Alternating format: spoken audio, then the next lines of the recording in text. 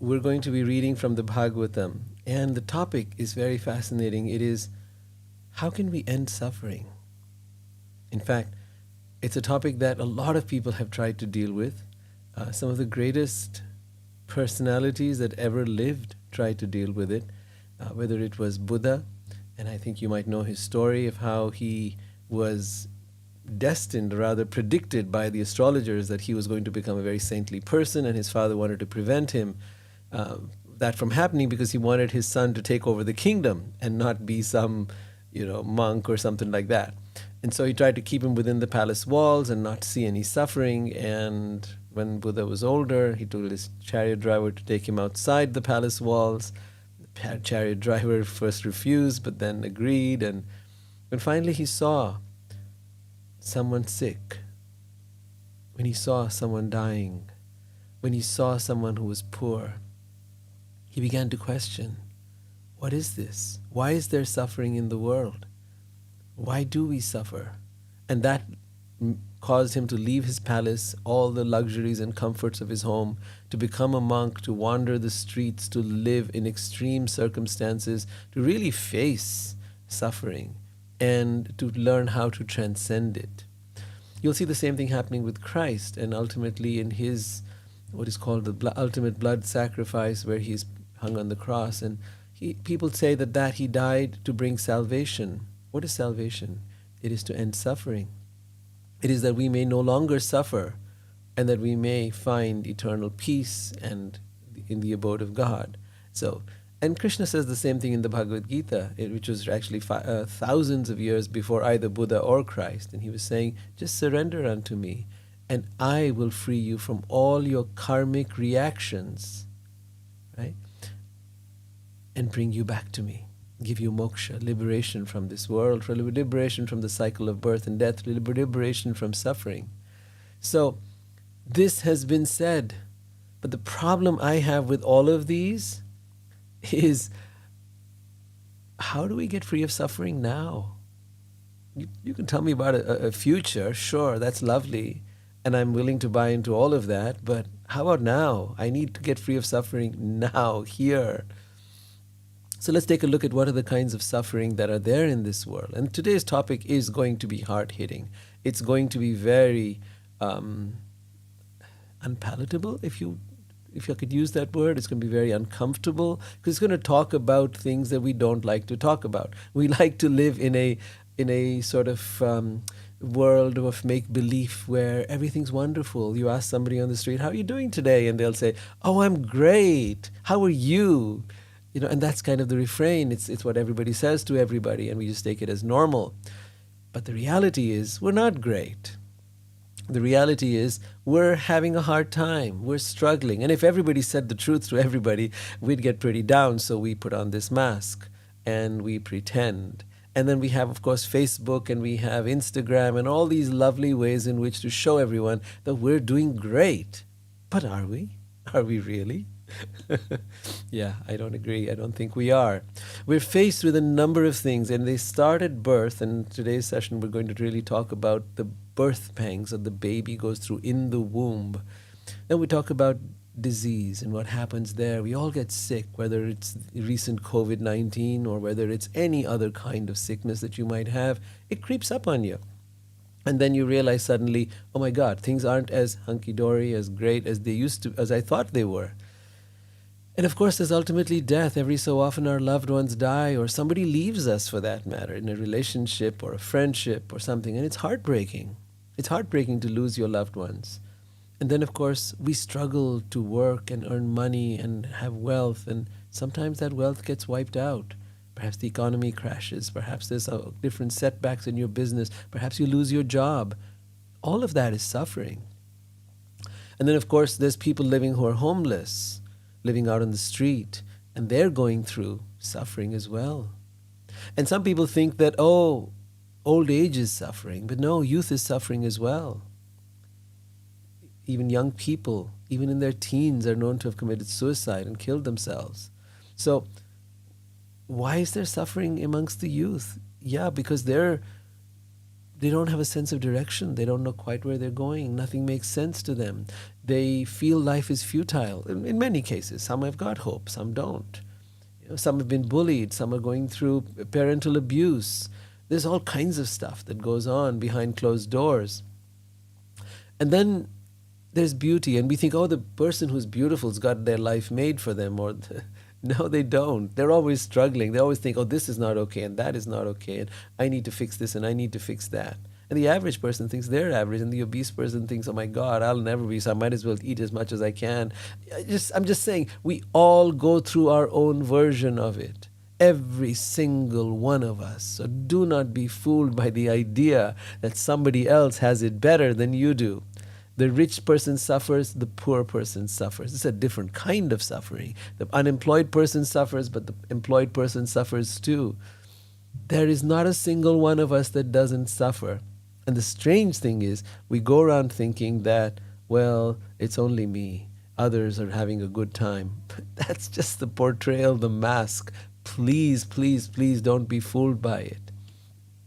So what is suffering and how is it caused? Is it caused by the devil?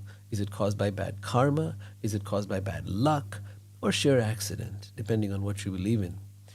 Let's see how the Vedas look at it. The Vedas say there's three kinds of suffering. Suffering caused by the body and mind. And we see a lot of that, at least in my work I do as a counselor, therapist, mentor. I see a lot of what happens when our minds torment us. Right? And they make up stories, and they cause anxiety, and they cause depression, and they cause all kinds of things to happen to us.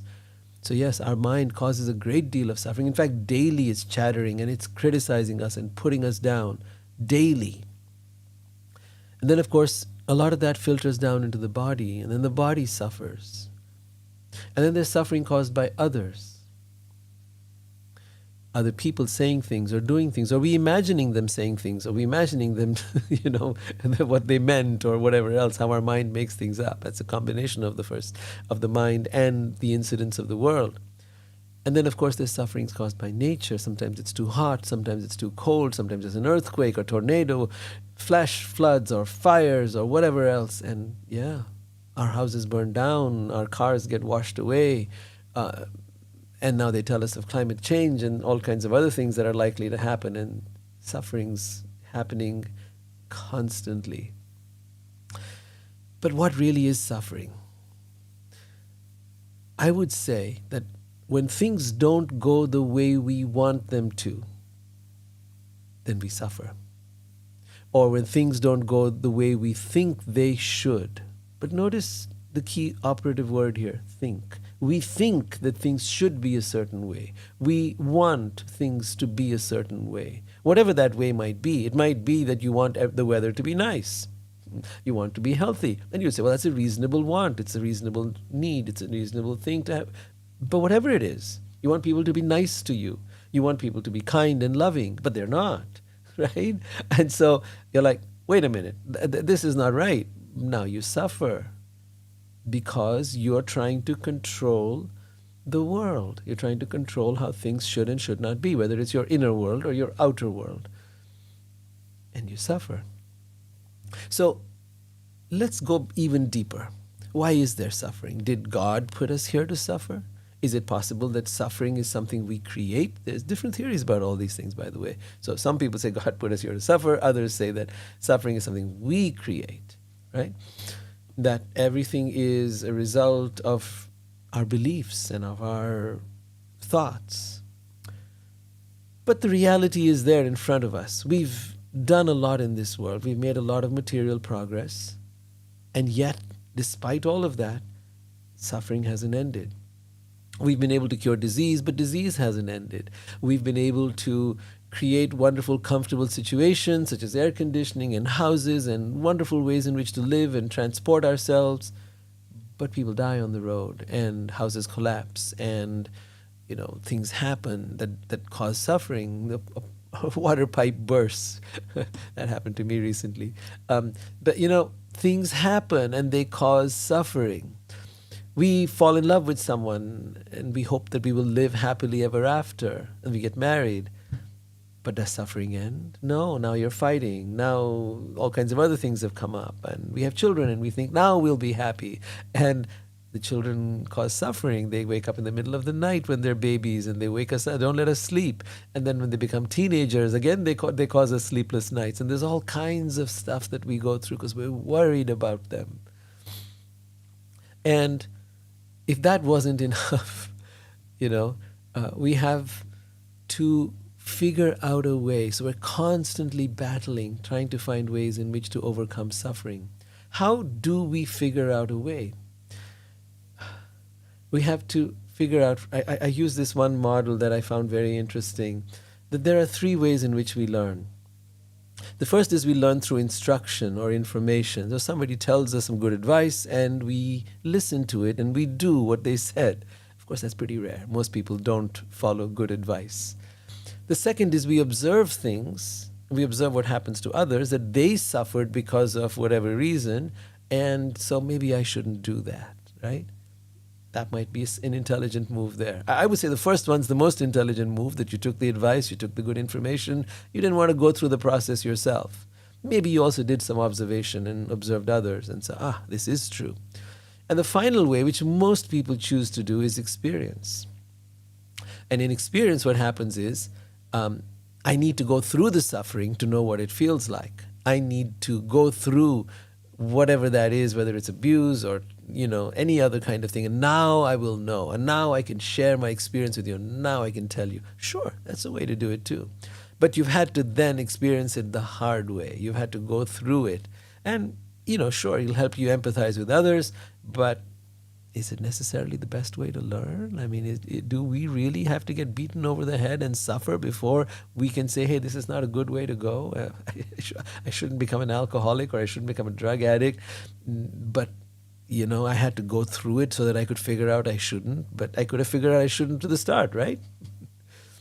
So when we look at that, we can begin to now examine a little deeper. So as I said, there are 3 ways to learn. There are also 3 ways to look at suffering. The first is that there's a God who made the world and gave us instruction. Remember that first model I said? Instruction. Who gave us instruction through various teachers and scriptures. Ideally, we would just listen to that instruction and we would do what we were told, and we would not suffer so much, at least. I don't think we can change the events of the world, even by following those instructions. But we would not take them personally. We would not take them to heart. We would not make them into the kind of big, huge deal that they become. Right? We would have a different approach to things, and that's what all of spirituality teaches you: is how to change your consciousness so that the events that occur in the world do not impact you the way they do most people. So the first way is that there is a God who made the world, gave us instruction. The second is that there is no God. But we can observe the nature of reality. So it's got down to observation again. And we can observe that people die, that they cheat, that they lie. The weird thing is people see this, and they still believe that people don't cheat or lie or die or any of those things. And they keep on living like in this fool's paradise that everyone's wonderful, everything is great. I don't think it's going to happen to me. And of course, the third way in which we can look at suffering is that we do things and experience the consequences. For example, if I hit someone, that person's going to hit me back, right? So that's learning through consequences. Now, it is also true to say that we are the cause of our own suffering, because there are things that we do. So 3 ways that we are the cause of our own suffering. The first is we ignore the laws of the society, the laws of nature, the laws of this body, the laws that govern karma. We ignore the laws and experience the consequences. Sometimes we delude ourselves and thereby become the cause of our own sufferings. And we look at other people, we observe, and we think, no one ever gets caught doing that. I'll go through that red light, there's no one watching, there's no cop around here, or no one is going to do, if I pick up something from the store, no one gets caught these days. But then you do. You happen to be the one that does get caught, and now what are you going to do about it? And the final way we delude ourselves is, I won't get caught. I'm sure about it. Right? No, it won't happen to me. I'm not the one who's going to get sick or old or die, any of those things. It's not me. No. I'm going to stay like this. We just live with our head under the sand and we pretend like it's not going to happen to me. So we cope in different ways, and these coping strategies are what we've learned to do, we've figured out. And whatever it is now, we're following those patterns in our life. So, coming back to the Bhagavatam and the story of Kapila and Devahuti, and we're coming to the last phases of his instruction to her. And for those of you that have been following along, you might remember, this is the image that we've been looking at, right? And from there we see Kapila is the son and is instructing his mother Devahuti on the ways of self-realization. So, as he instructs her, he now comes to some of the really hardcore, hard-hitting issues. And that is... So it says, Kapila continued, as a mass of clouds does not know the powerful influence of the wind, a person engaged in material consciousness does not know the powerful strength of the time factor by which he is being carried. So what is this time factor? It's something we don't account for. Most of us do not account for time. That, you see, just he gives the example as a mass of clouds does not know the powerful influence of the wind that is pushing those clouds.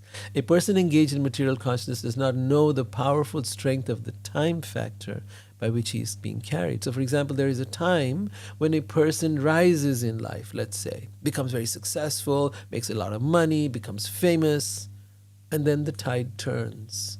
And somehow circumstances change. Maybe the economy changes. Maybe the opinion of people changes. Maybe they no longer like the person's product or their face or this or whatever it is they're offering, right? And time changes everything. And suddenly this person is broke and penniless. And suddenly everything has gone crazy. And nothing is what it was. Nothing is how it seemed. And life doesn't seem worth living. They become depressed. This happens to people even when there's a breakup of a relationship and they feel the same way. They feel like, oh, now life is not worth living. But that's never true. Time changes and time changes again. Time keeps changing. Time is never static. See? But the person who is in material consciousness only looks at the circumstances and doesn't look past them to realize that, hey, this too shall pass. This too shall pass. Nothing lasts forever. Nothing. Neither good times last forever, nor bad times last forever. That's the good news.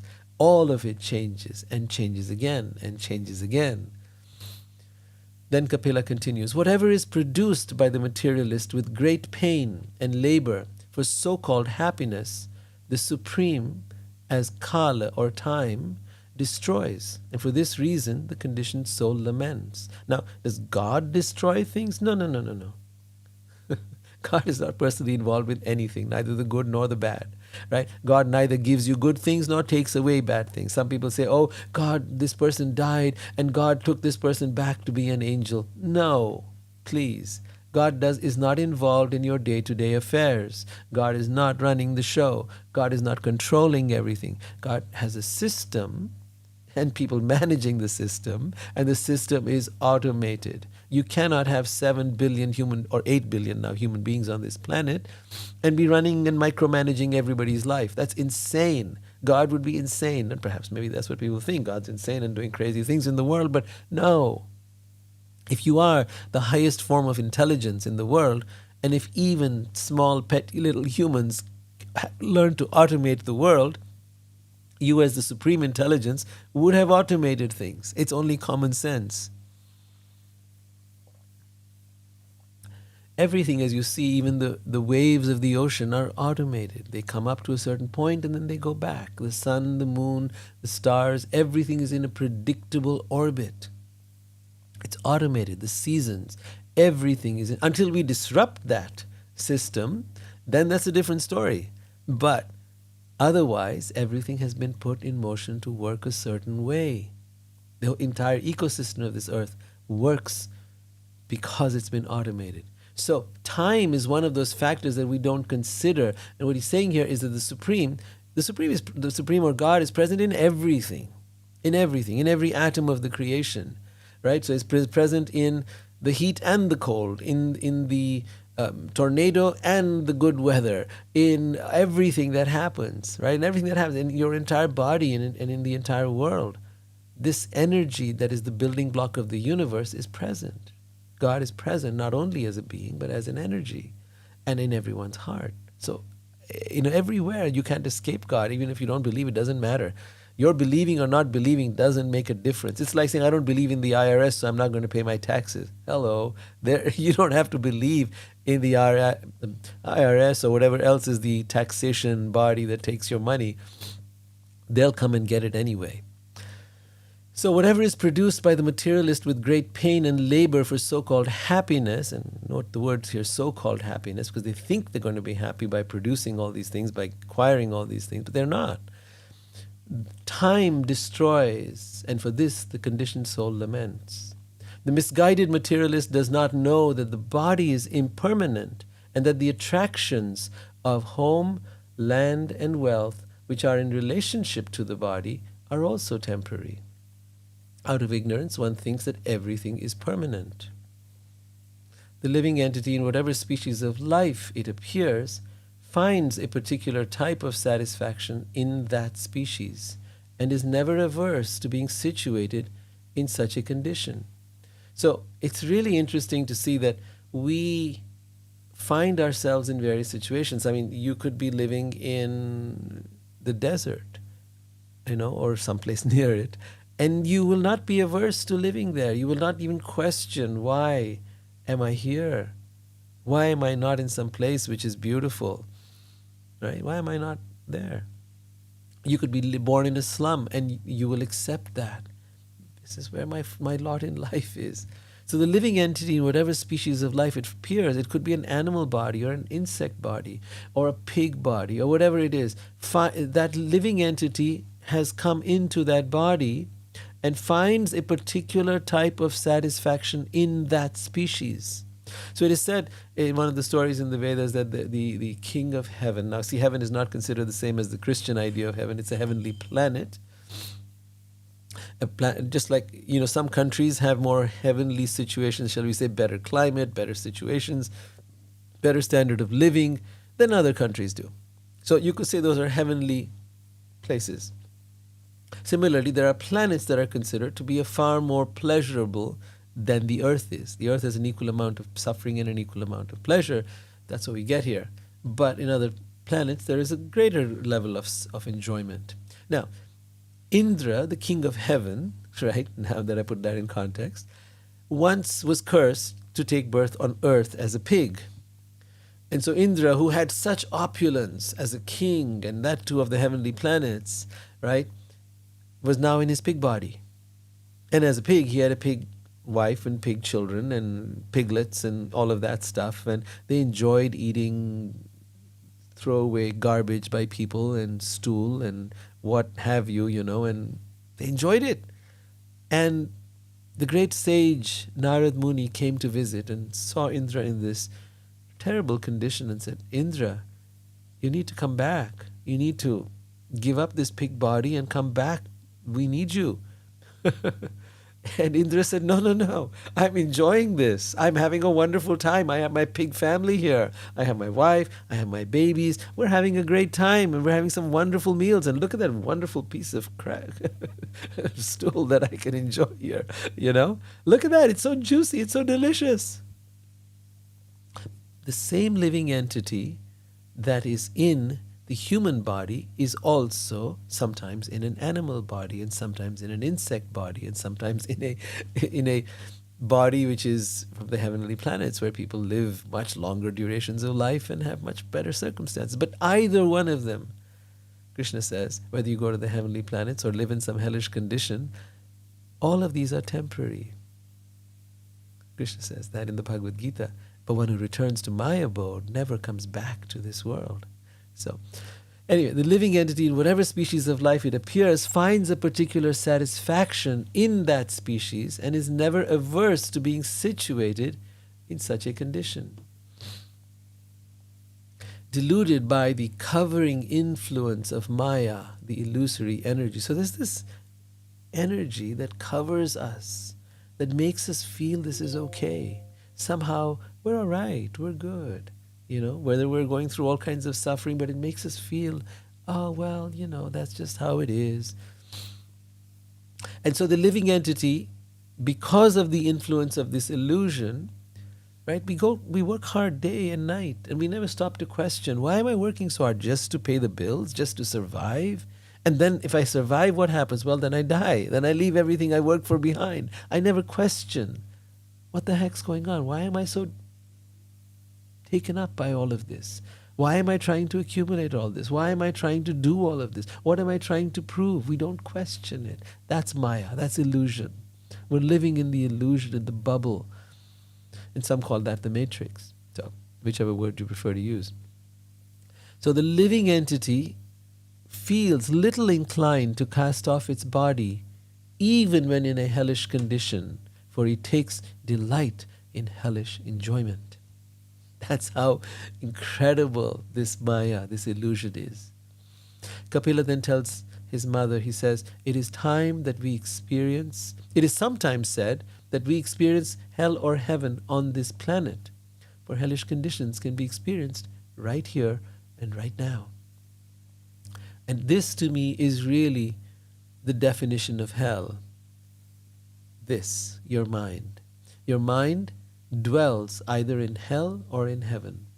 That is to say, it's not a place. It could be a place. I don't know. There are descriptions even in the Bhagavatam of hellish places. There are descriptions of hellish conditions. There are descriptions of hellish punishments. Yes, there are. However, the real hell is here, in our thoughts. And all of us experience that hellish condition to the degree that we are under the influence or under the control or under the illusions created by our mind. We are living in hell right now, right here. You don't need to go somewhere. There don't need to be fires. The fire is in here. It's burning you up from inside. And therefore the best way to get out of this hellish condition and to become free of it is to learn how to tame your mind, how to be able to go beyond suffering lies right here with you. To do that, one must experience the self, one must meditate and experience the soul. And using that higher power, especially if you connect it with God, then you have the highest power of all, you can easily tame the mind. And by taming the mind, then you will be free of the hellish conditions of life. So even though those conditions are occurring out here, the ups and downs of life are happening, you will not suffer the way most people do. Let's get back to Kapila. He says, such satisfaction with one's standard of living. So he's talking about a person who's in a hellish condition and is still satisfied, right? Living in, let's say, in a tent on the street, in a homeless condition. Such satisfaction with one's standard of living is due to deep-rooted attraction for the body. So believing this is my home, this is me. For one's partner or spouse, for one's home, for one's children, for one's animals, for one's wealth and friends.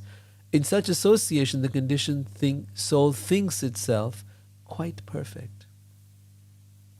Although one is always burning with anxiety, such a foolish person performs all kinds of nefarious activities with a hope which is never to be fulfilled in order to maintain his so-called family and society. So now he's kind of going in the direction of people who will do anything to make money, who will do anything to support their families or to be rich or to be prosperous or make a buck, as we say. So, and the point is that such a person performs all kinds of nefarious activities with a hope that is never to be fulfilled in order to maintain family, and their social status and their position and so on. Then he adds another layer. He says, such a person gives their heart and senses he takes the example of a male, gives his senses to a woman who falsely charms him with Maya. He enjoys solitary embraces and talking with her and is enchanted by the sweet words of the small children. The same, of course, applies to a woman who might be enchanted by a man who charms her with Maya and then enjoys his solitary embraces and talking with him. Same thing applies either way. So sometimes just excuse the fact that they will tend to use more of a male because of male speaking. We'll tend to use that kind of analogy, but let's go with the wisdom behind it rather than these kind of things. The attached householder family person remains in family life, which is full of diplomacy and politics. Tell me about that. So much of politicking goes on in families, especially the more closely knit they are, the more together they are. Even in homes, even if you're a single nuclear family, there is diplomacy, there is politics, there's all of that. So the attached householder remains in family life, which is full of diplomacy and politics, always spreading miseries and controlled by acts of sense gratification. If one can successfully counteract the miseries of household life, one thinks that he is happy. And I think this is a point to really take note of. We think happiness is the result of no longer being miserable. I'm hungry, I eat a meal, my problem is solved. I'm no longer hungry, right? So I'm happy. No, that's not happiness. Happiness is not a relief from suffering.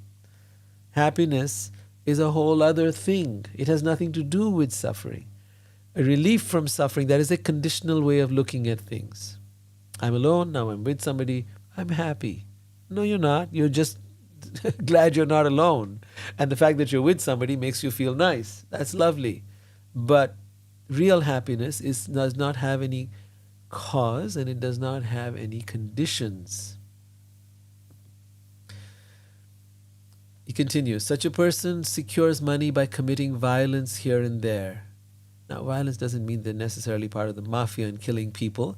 It means that that violence could be speaking ill words to someone, firing someone on the job. It could be causing suffering to other human beings. It could be violence in any different way, that we harm another person and we're not sensitive to their needs or their feelings or anything else. I mean, a lot of times, if you look at businesses, they don't care, whether they're selling you some product that is substandard, but they want to package it like it's something great, like it's good for you, like non-fat foods were done once upon a time, and margarine was marketed to us, and medicines are sold to us that are not necessarily good for our body, but which may give immediate relief. And yes, they're good for that. But the long-term consequences can often be very disastrous. So that too is violence. Violence where we're eating certain kinds of foods by killing animals and all of that. So he secures money by committing violence here and there. Although he employs money in the service of his family, he himself eats only a little portion of food thus purchased.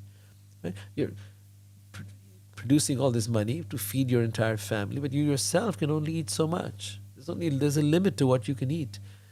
And degrades himself for those whom he earned the money in such an irregular way. When he suffers reverses in his occupation, he tries again and again to improve himself.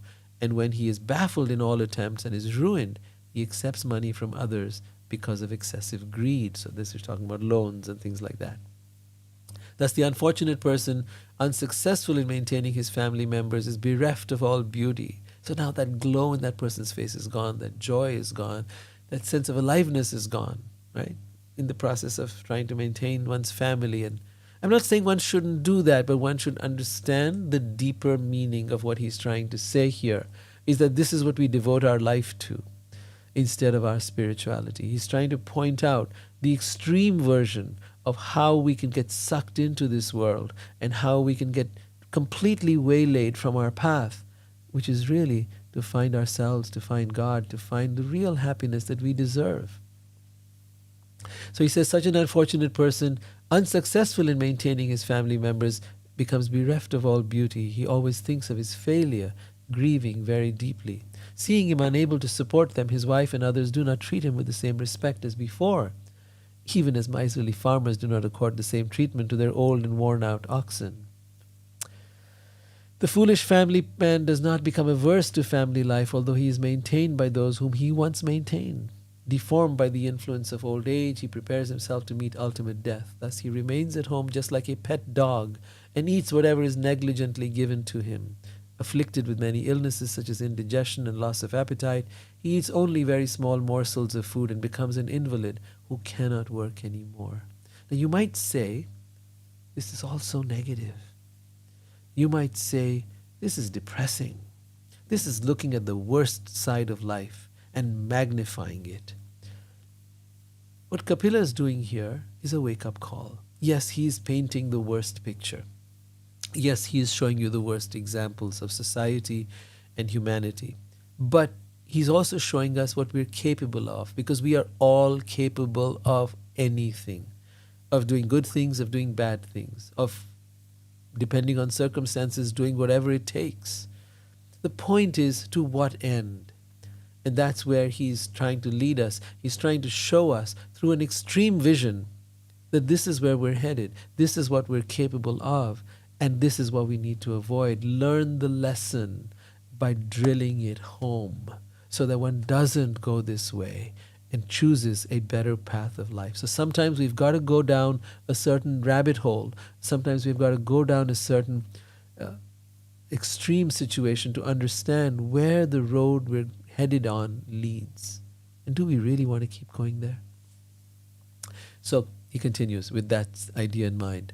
In that diseased condition, so he's talking about now becoming old and sick, and in that diseased condition, one's eyes bulge due to the pressure of air from within, and his glands become congested with mucus. He has difficulty breathing, and upon exhaling and inhaling, he produces a sound like grrr, grrr, a rattling within the throat. In this way, he comes under the clutches of death and lies down surrounded by lamenting friends and relatives. And although he wants to speak with them, he no longer can, because he is under the control of time. We think that we control things, but really we are controlled. Not only by the circumstances, not only by our body, not only by our mind, but also by time. We are, in fact, 100% controlled. And yet we long for freedom. Because freedom is the nature of the soul. And so when we long for freedom, we are longing for our soul. We are longing for who we are.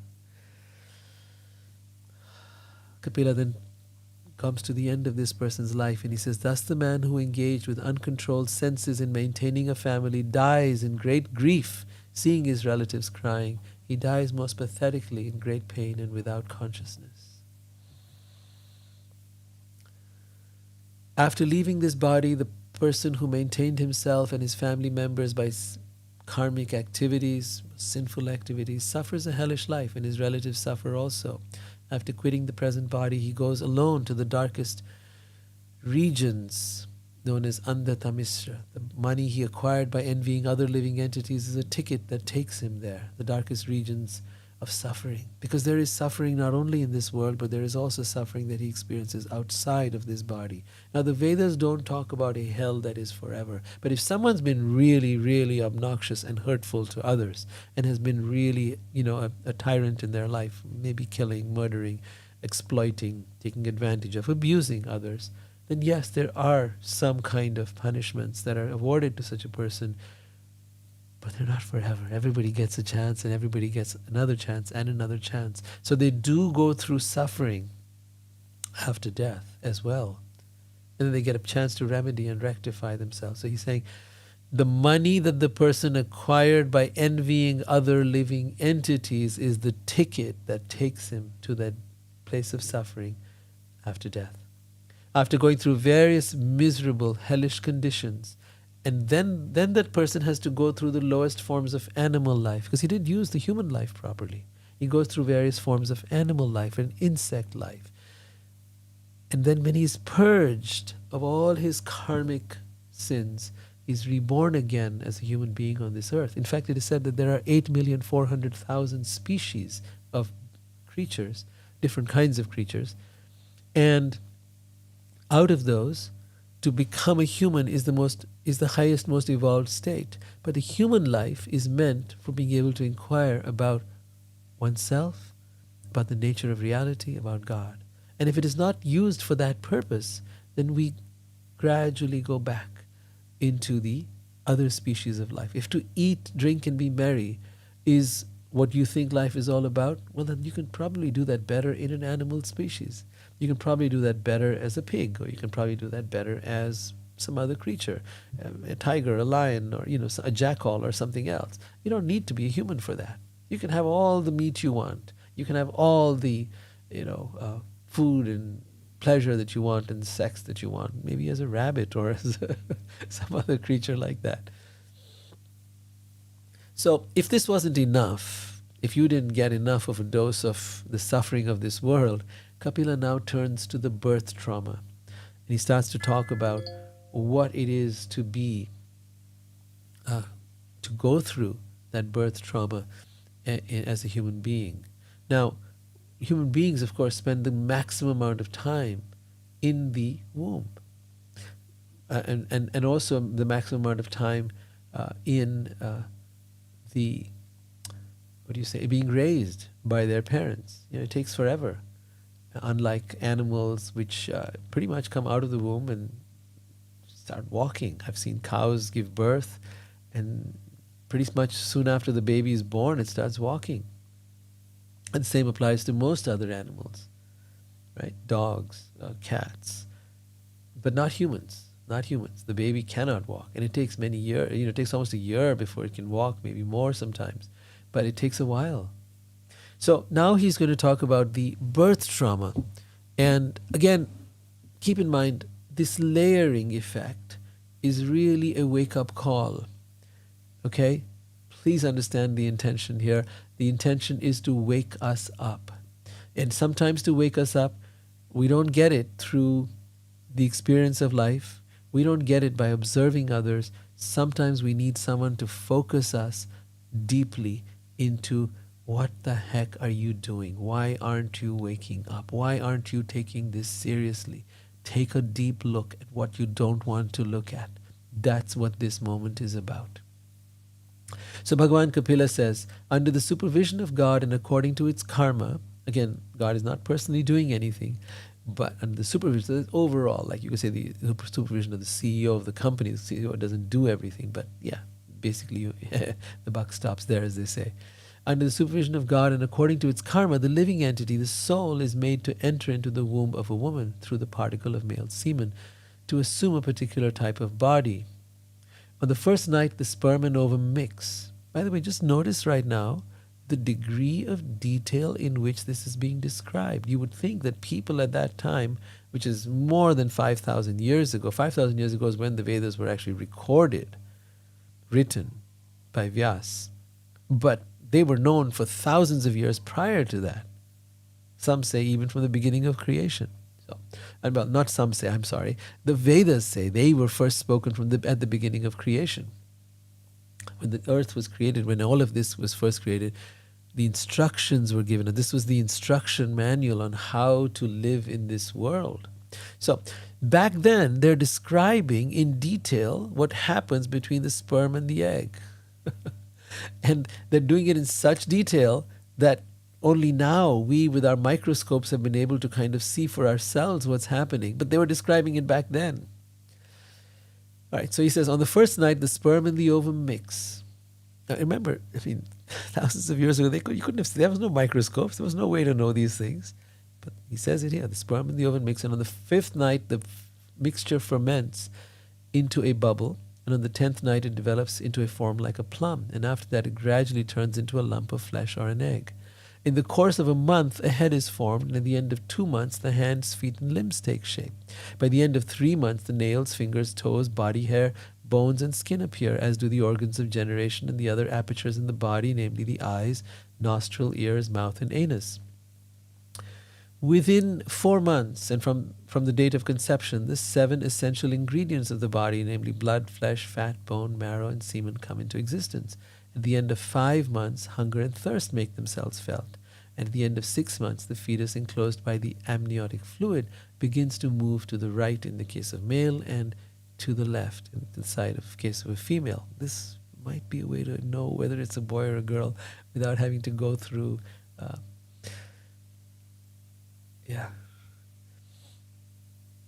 deriving its nutrition from the food and drink taken by the mother, the fetus grows and remains in that abominable place of stools and urine, which is the breeding place of all kinds of worms. Now, this is a very tragic explanation of what goes on in the womb. And I want you to really kind of look at it in a way that is very different than anything we've ever heard. Because certainly we don't know what the child or the baby goes through. We've seen, the different things that they do through the sonogram and so on. But we never really heard it from this perspective. If these people knew so much, Maybe they knew something we don't know. So he says, along with, of course, the womb, there are so many other things within the body, right? Stool, urine, all of that. There are even worms sometimes. People have those. Then he says, bitten again and again all over the body by hungry worms in the abdomen itself, the child's in the womb, the child suffers terrible agony because of his tenderness. He thus becomes unconscious, moment after moment, because of this terrible condition. Owing to the mother's eating bitter, pungent foodstuffs or food which is too salty or too sour, the body of the child incessantly suffers pains which are almost intolerable. Placed within the amnion or amniotic fluid and covered outside by the intestines, the child remains lying on one side of the abdomen, his head turned towards his belly, and his back and neck arched like a bow. How did they know all this? The child thus remains just like a bird in a cage without freedom of movement. At that time, if the child is fortunate, he can remember all the troubles of his past 100 births, and he grieves wretchedly. What is the possibility of peace of mind in that condition? Then, endowed with the development of consciousness from the 7th month after his conception, the child is tossed downward by the airs that press the embryo during the weeks preceding delivery. The living entity in this frightful condition of life prays to God with folded hands. Sometimes you see babies with their hands folded like this. Maybe they are praying. I don't know. But Kapila says the human soul, now this is not the baby as such, because its mind and body is not developed. It's a soul that's in there, that's experiencing these things. And it's the soul that is feeling trapped here. And it's the soul that is now starting to pray. I take shelter of the Supreme Being because He can give me relief from all fear, and from Him I have received this condition of life which is just befitting my impious activities. I, the pure soul appearing now bound by my activities, am lying in the womb of my mother by the arrangement of Maya. I bow down to God, who is also here with me, but is unaffected, unlimited, and changeless. He is perceived in the repentant heart. Fallen into a pool of blood, stool, and urine within the abdomen of his mother, his own body scorched by the mother's gastric fire, the embodied soul, anxious to get out, counts his months and prays, "O my Lord, when shall I, a wretched soul, be released from this confinement? Although I am living in a terrible condition, I do not wish to depart from my mother's abdomen, to fall again into the blind well of materialistic life." Your external energy called Maya at once captures the newly born child, and immediately false identification, which is the beginning of the cycle of continual birth and death, begins. So false identification begins immediately as one enters into the world, as the baby enters into the world. I shall deliver myself from the darkness of nescience with the help of my friend, clear consciousness. Simply by keeping God in my mind, I shall be saved from entering into the wombs of many mothers for repeated birth and death. And then, of course, one may have all these thoughts and all these intentions. The soul may be wanting, maybe realizing, maybe repenting, but the wind that helps the birthing process propels him forth so that the child may be born. The child comes out with great trouble, head downward, breathless, deprived of memory due to severe agony. The child thus falls on the ground, smeared with blood. He loses his superior knowledge that he had inside the womb when the soul was starting to realize its condition, and he cries under the spell of Maya. After coming out of the womb, the child is given to the care of persons who are unable to understand what he wants and is nursed by them, unable to refuse whatever is given to him. He cries and laments. Laid down on a foul bed infested with sweat and germs, the poor child is incapable of scratching his body to get relief from his itching sensation, to say nothing of sitting up, standing, or even moving. In this helpless condition, gnats, mosquitoes, bugs, and other germs bite the baby, whose skin is tender. The child, deprived of his wisdom, cries bitterly. In this way, the child passes through his childhood, suffering different kinds of distress, and attains youth. In youth also he suffers pain over desires to get things he can never achieve, and thus, due to ignorance, he becomes angry and sorry. As he gets older, the living entity accepts the material body as himself. With this misunderstanding, he accepts non-permanent things as his own and increases his ignorance. For the sake of the body, which is a source of constant trouble, he performs various actions which cause him to be subjected to repeated birth and death. And then he's talking about how we get really trapped in this world. Like once again, we get right into it. If therefore the living entity again associates with the path of unrighteousness, influenced by sensually minded people, engaged in the pursuit of sexual enjoyment and the gratification of the palate, he loses the opportunity of human life. One should not associate with a coarse fool who is bereft of the knowledge of self-realization and is no more than a dancing dog in the hands of the opposite sex. What would a dancing dog look like? No, I think it's an expression.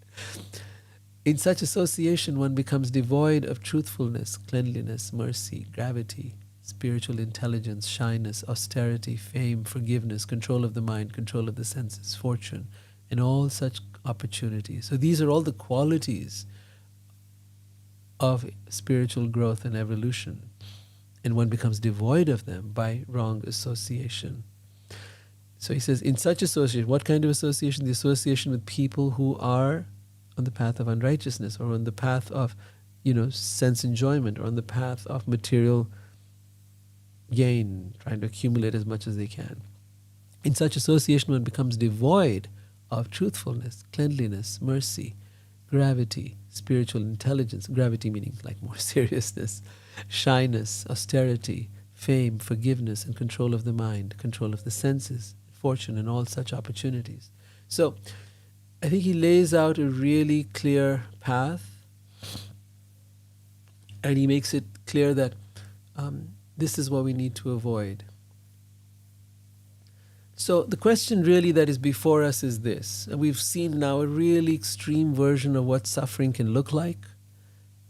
And these are, of course, very powerful people he's talking about. People who probably, are top of the game, probably the leaders, probably the people who are, the most accomplished, the most rich, the most famous. Yeah. They suffer too. That's really the point that he was, presenting to us. And so do all of us. But the question really is, how do we end suffering?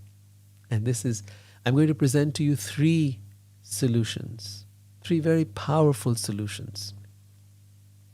And if you practice any of these, or all of them, you're going to find to that degree you will end suffering in your life. The first is internal. So within yourself, right? I think that the root of ending all suffering really is to take charge of yourself, to train your mind, to train your senses. This is at the heart of it. If you let your senses go wild, whichever way they want to go, eat whatever they want to eat, do what they want to do. If you will let your senses lead you, like a dog being led on a leash, then the senses are actually the leader and you're just the follower. If you let your mind lead you, then again, you're the follower. You're not the leader. So train your mind, take charge of it. The second, within this internal framework, is do not resist whatever life brings you. I find that resisting life is what causes the greatest suffering to all of us. The more we resist, the more we suffer. Whether you're resisting the weather, whether you're resisting the economy, whether you're resisting old age, whether you're resisting loss of a person or a situation or things that you wanted, whether you're resisting life as it shows up, you suffer. And so what is the other side of not resisting life? Is to accept things as they are, to accept situations as they are, to accept people as they are. Do not expect them to be any other than what they are. If I expect you to be other than who you are, then who's going to suffer? Because you're going to be who you are, but I'm the one who's going to suffer because I'm expecting you to be that which you're not. I expected my dad to be other than he was, and I suffered. We had a lot of fights. We had a lot of problems. Why? Because I eventually realized, it took me many years to understand this. I was the one expecting him to be other than who he is. And perhaps he was expecting me to be other than who I am. But when I shifted that within myself, our relationship got better. Even if one person starts to accept the other, it's very likely the other one will also follow suit. it's very interesting that when we accept people as they are, when we accept situations as they are, life changes dramatically. But how did you do that? You did it here. You didn't do it out there. You didn't change the other person. So many people when they get married, think, oh, I'll just change this person. You can't change anybody. You can't change anything. Oh, I want to make the world a better place. You can make the world a better place right now. Here. Not there. That's the mistake we all make. The world is going to go its merry way. The world is going to do what it's going to do. People are going to do what they're going to do. You cannot stop that. And you can be frustrated, you can be unhappy, you can be disappointed, you can feel empathetic. Good for you. You're going to, drive yourself crazy. But if you can change the way you perceive the world, you will change the way you feel, and then you will change the way you react. To bring up a quote that I brought up before as well, Wayne Dyer's, where he says, when you change the way you look at things, the things you look at change. Okay, so that was the first, internal, right? Training your mind. The second is external. That is to free yourself from karma through devotion. This is what Krishna talks about in the Bhagavad Gita.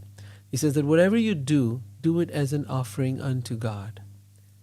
Right? Now, to give you a simple example, if a soldier goes out in battle and kills people, he doesn't come back, provided he doesn't do something heinous, he doesn't come back usually and get court-martialed for it, or doesn't go into jail for it, doesn't get punished for it, right? So there's no consequence because he's acting on behalf of the government.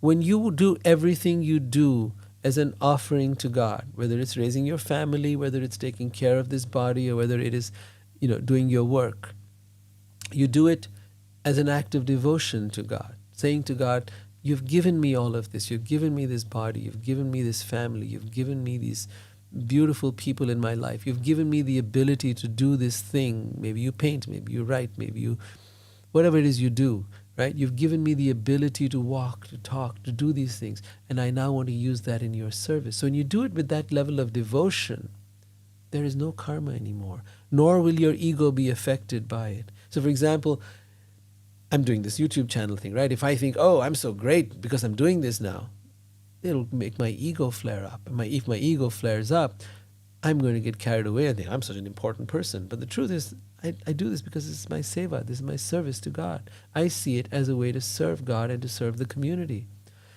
If we do everything we do with that attitude, there will be no egoic repercussions, and neither will we fall into the trap of karma.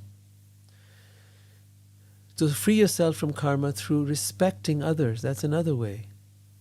Through respecting others, to give respect. Chaitanya Mahaprabhu says, amanina manadena, means to not want respect for oneself, but to give all respect to others. When you respect others, it's very natural for them to want to respect you, unless they're, of course, some kind of a mean, nasty, vicious person. There are those. You can give them all the respect you want, but anyone who's got a little bit of humanity in them, if you offer them respect, offer respect to everyone, to a child, to a homeless person, to everyone you come across, by seeing the God within them. And that's how you then offer respect to every being. And then also to live from humility. To know that you are insignificant, you are nothing. You're just a tiny speck in the universe. So with all these things kept in mind, the external world will no longer bother you. Then comes the third step. And that third step is surrender. Surrender yourself, your life, your heart, your breath to the Supreme Being. The moment you do that, you will find yourself being carried by the river of time in a beautiful, graceful way. You will find yourself living with grace and with gratitude. You will find yourself in a place of alignment with the divine, with God. As Christ said, I and the Father are one. To be one with God is to be in alignment with God. And when you are in alignment, then there is no suffering. You're in alignment with the cosmos. You're in alignment with the universe. You're in alignment with the source of all that is. And that's why we do these readings of the Bhagavatam, to understand the nature of God, the will of God, the the way of the way the creation was designed and the instructions that were given to us, so that we may be in alignment. But really speaking, alignment goes beyond even this. It goes beyond reading something or hearing something. It is a place of the heart. It is placing your entire life as an offering to God, right? Every breath you take, every move you make, everything you do is an offering to God, is a place of surrender. Thy will, not my will. So with that, I'll end, and I would love to take a look at your comments and respond to them. I really look forward to that. All right, let's see what we got here.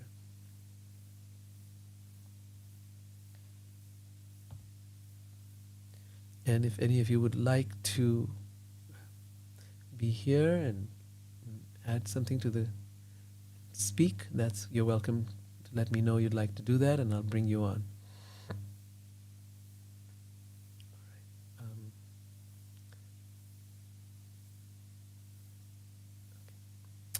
So,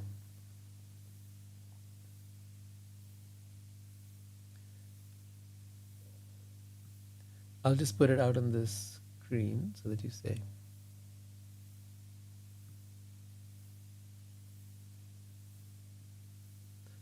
Seeley writes, from an early age I was a very pious child, draping a table with a white linen, lighting candles, praying to God with great devotion, a carryover from a previous lifetime. Absolutely, Silly. That's how it works. I know that from a very young age I was seeking God, but really came into it around about 13. But it was there right from the beginning. And you can see that. That's why I really strongly believe that the spiritual progress we make is never lost. You will begin your next life from the same place where you left off. You may go through a few years, maybe not doing that. You may go through your entire teenage life not doing that. You may go through your childhood not doing that. But then at some point you like reconnect and everything joins. And now you're like, whoa, wait a minute. I woke up from my little trance that I was in for the first few years of my life. And now I'm like, whoa, what is the meaning of it all? Why am I here? What's this all about? So definitely I see that. She says, a carryover from a previous lifetime of a Christian nun. Very possible. Very possible. All that being clean and neat and all that which you're describing, yes.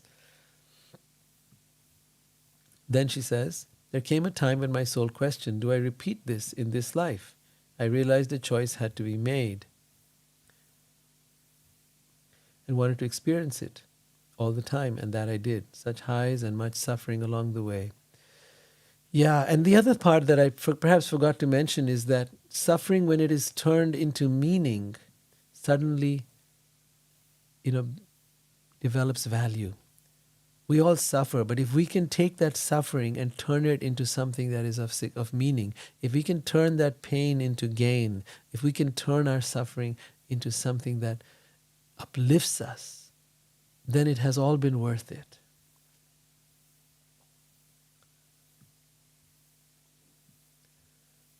She continues, though always aware of my soul's need for growth and experience, I chose the suffering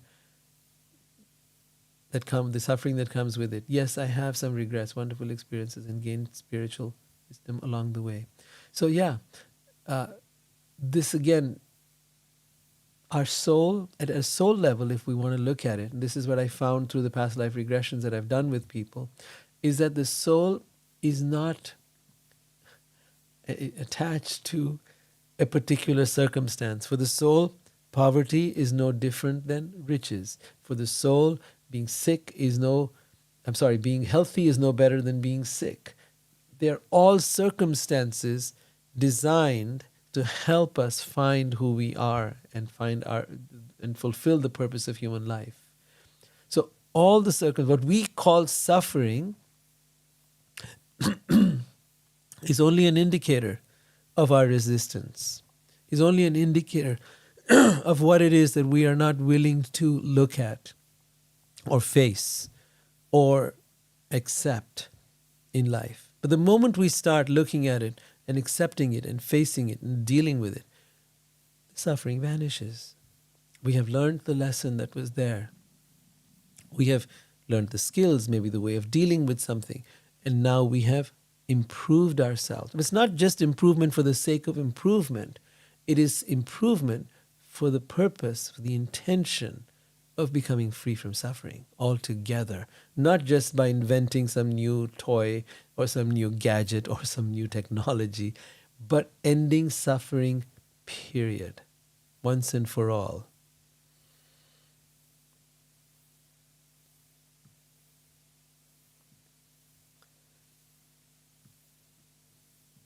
Says, it's been a rough road, but you've given me the insight as to how to refocus my spiritual life. Thank you. It is an honor to be of service. It is an honor to be here and support all of you. It really is a wake-up call for all of us. For me, reading these things, even as I prepare them for you, it's a wake-up call for me, as it is for you. And the wake-up call is this: don't linger in this world of suffering. Don't linger here, trying to make this better. Try to find the solution that will end suffering altogether. And ultimately that solution is a spiritual solution. It's not a solution of trying to fix the world.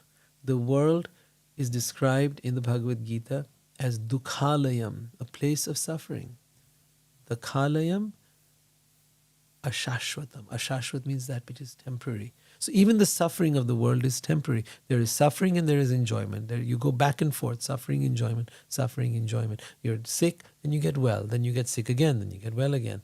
You're hungry and you eat, and then you're satisfied, and then you're happy for a bit, and then you're hungry again. So it's like that. There's always up and down. You got your paycheck, you're feeling great, you spend your money, now again you're broke. So it's back and forth, back and forth, back and forth, back and forth. These are like the waves. These are the waves of suffering and relief from suffering. Ultimately, we must go beyond the waves so that the waves cannot affect us anymore.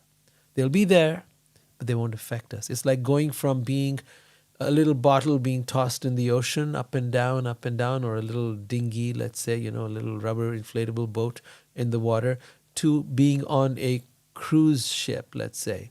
Now, the cruise ship is no longer affected by those little tiny pesky waves, right? They don't bother the cruise ship, but they do bother you a lot when you're in your little, inflatable boat. So, yeah, it's going from that, it's that shift in consciousness ultimately that determines whether we suffer or not. So, thank you so much for being here. It's been a pleasure, and I look forward to seeing you again next week. Hare Krishna. Jai Shri Krishna. Jai Shri Radhe.